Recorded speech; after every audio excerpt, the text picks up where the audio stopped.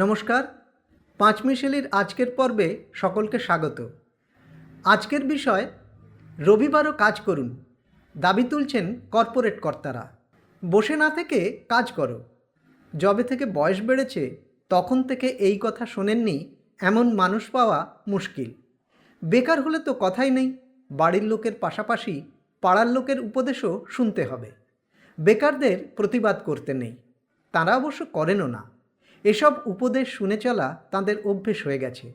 এসব শুনতে শুনতেই তারা কাজের সন্ধানে ঘুরে বেড়ান, স্বপ্ন দেখেন কবে একটা চাকরি জুটবে। সরকারি চাকরির আশা আজ আর কেউ বিশেষ করেন না। সেই যে 1993 সালে ইন্দিরা গান্ধী কেন্দ্রীয় সরকারি চাকরি ফ্রিজ করে দিলেন, তারপর থেকেই এই চাকরি কেমন হারিয়ে যেতে লাগলো। তাই সে আশায় বসে না থেকে দিন গুজরানের মতো যা হোক একটা কিছু পেলেই তারা খুশি। এ পর্যন্ত শুনে মনে হতে পারে 8-এর দশকের গোড়ার দিকের কোনো বাংলা সিনেমার গল্প শোনাচ্ছি। তা নয়, আসলে ওই যে প্রথমেই যে কথাটা বলে শুরু করেছিলাম, সে কথাই এখন চারিদিক থেকে বিভিন্নভাবে শোনা যাচ্ছে। কি কথা?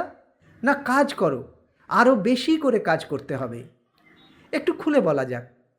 হয়তো মনে আছে, কিছুদিন আগে সপ্তাহে 70 ঘন্টা কাজ করার উপদেশ দিয়েছিলেন ইনফোসিস কর্তা নারায়ণ মূর্তি। এখন তাঁরই পথ ধরে বিভিন্ন কর্পোরেট কর্তা এই ধরনের উপদেশ দেওয়া শুরু করেছেন, যার সাম্প্রতিক উদাহরণ হল এল&টির চেয়ারম্যান এস.এন. সুব্রমণিয়ান। তিনি নারায়ণ মূর্তিকেও ছাপিয়ে গেছেন। তিনি চাইছেন মানুষ যেন 70 নয়, সপ্তাহে 90 ঘন্টা কাজ করেন। এখানেই থেমে থাকেননি তিনি।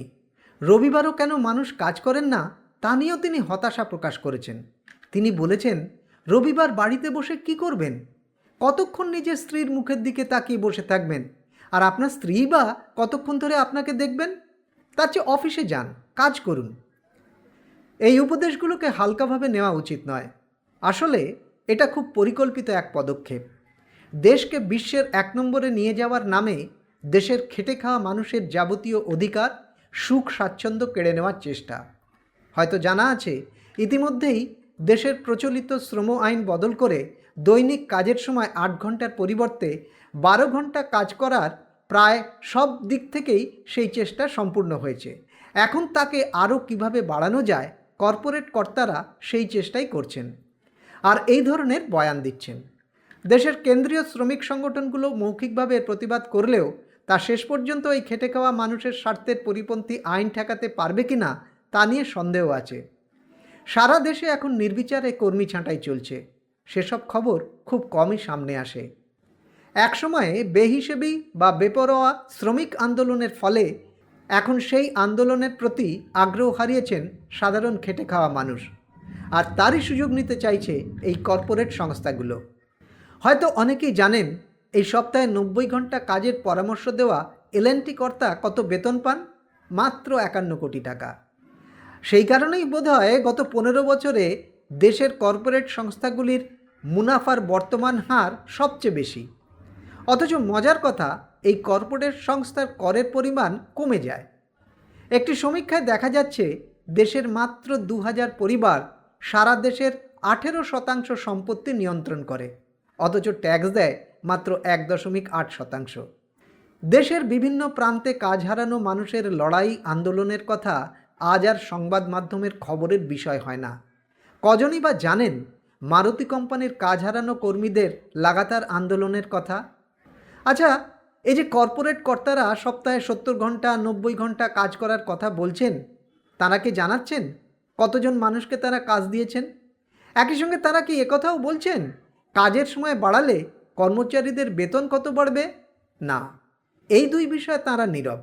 এক্ষেত্রে হয়তো তারা গীতার শ্লোক আউড়ে দিতে পারেন, মানে কর্ম করে যাও, ফলের আশা করো না। কর্মে তোমার অধিকার, ফলে নয়। কর্পোরেট সংস্থার মতো দেশের কেন্দ্রীয় সরকারও কাজের পরিসংখ্যান নিয়ে বিশেষ রাগ কাড়েন না।